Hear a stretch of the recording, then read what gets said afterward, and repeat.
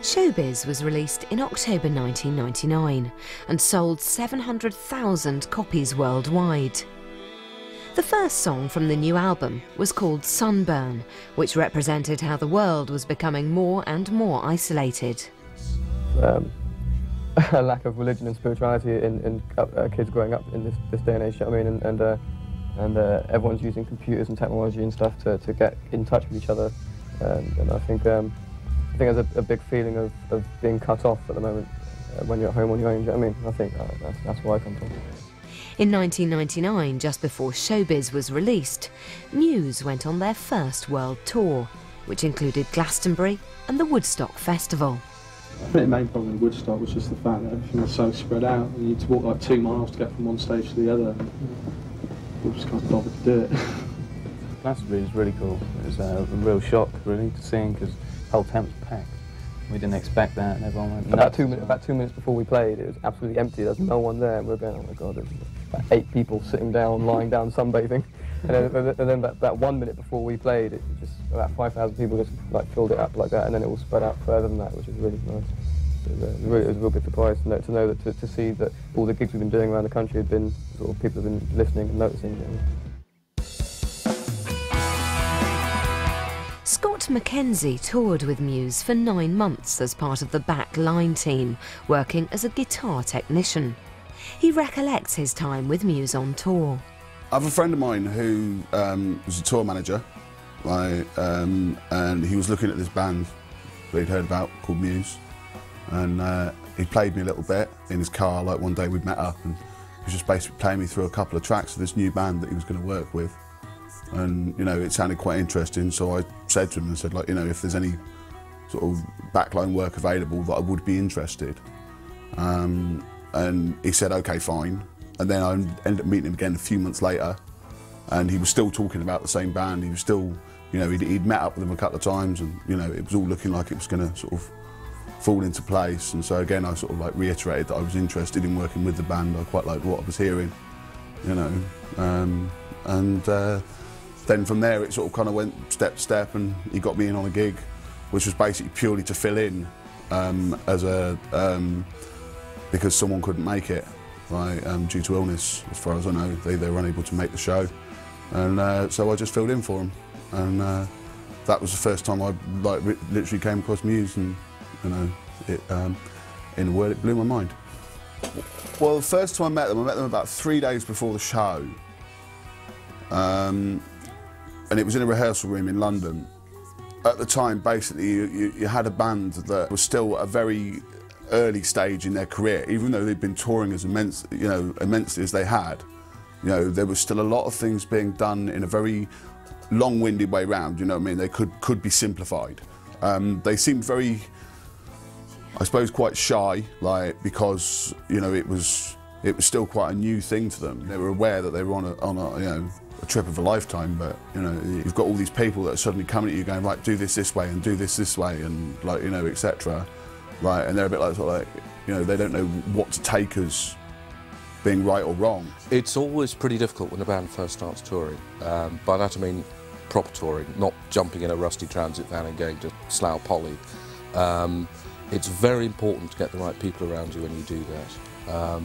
What was good about the guys is that very early on they got the right team around them, and it was very important to them, and it paid off, it paid dividends. I think also there was a bit of possible disbelief. I mean, I remember when I first met Chris that he didn't have a pedal board at all, yet for a man that had so many pedals that were being set up every day, he didn't have anything to put them on. And so I said to him, I said, right, by the show that I do for you, there will be a pedal board. And he was like, yeah, okay. You know what I mean? And it was like a kind of a shrug of disbelief. Like, you know, so I made sure there was going to be a pedal board there for that show. It was just a case of someone spending a couple of hours sitting down with a soldering iron and just making it up.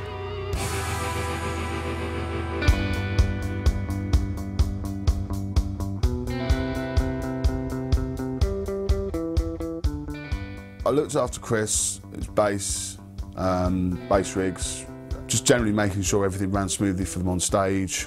From the production point of view, because it was such a hectic tour, I've sort of assisted the production side of things in the fact that basically like just arranging that the equipment was there when we flew into other countries.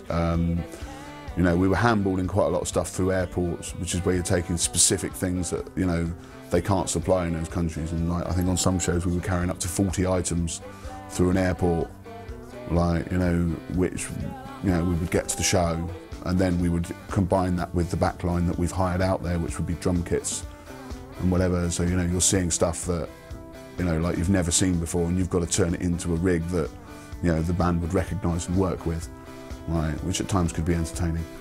When I was touring with Muse, we went to Norway, France, Italy, Spain, Belgium, Australia, Japan, England, and pretty much did it all again as well.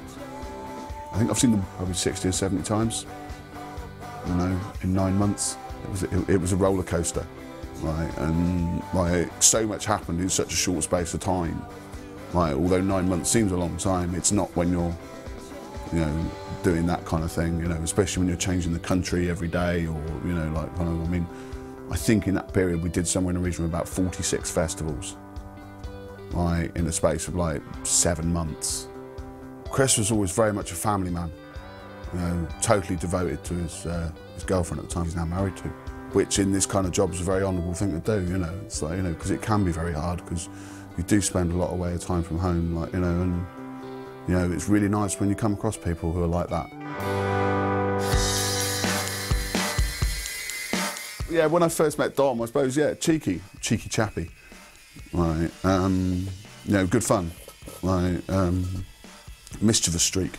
Matt, much more withdrawn, but then, you know, Matt's one of those people, you know, I think he's even admitted in interviews himself that he lets go once he's got a guitar around his neck. You know, the guitar is almost like a kind of, you know, I suppose a shield or something. It's something that he can hide behind in a way. I mean, the guy is an absolutely phenomenal musician. I think what's often forgotten is quite what a good guitar player this guy is. And as a pianist, he's pretty amazing too. Interestingly, the music press don't really seem to focus on this, or they haven't picked up on this. To Matt, it's all about getting the sound right. I mean, Matt said that words aren't his sort of first mode of expression, music is. And with a band like Muse, you can really see that, because the music says everything. You know, I mean, it sounds a bit grandiose to say that, but the music really does say everything. What he won't do is the great look at me, ego 10-minute guitar god solo. He just wants it to sound right. Because there's a lot of bands, certainly like, you know, like a lot of British bands, it's a lot of attitude, it's a lot of sort of like knowing the right people, or you know, the look. And that's actually not got much to do with the music. It can do wonders for sales, but I find like with a Muse record, you don't need to, you know anymore. So it's like, I think it's to their credit that, you know, their music says it all. Shortly after the world tour, John Leckie and Dave Bottrill returned to start work on a second album, which was to be called Origins of Symmetry.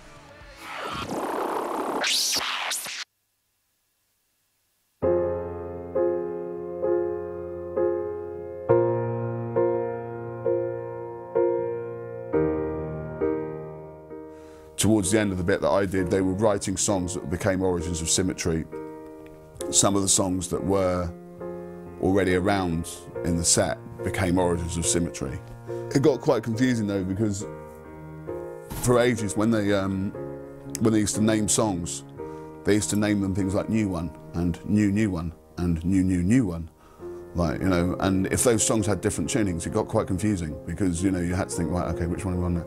Is it New One or is it New One? We took the gear into the studio to do some of the early demos for what became Origins of Symmetry, which were, you know, quite phenomenal as well. I remember hearing early demos, and they were, you know, you could see where, you know, you could see the sound was developing.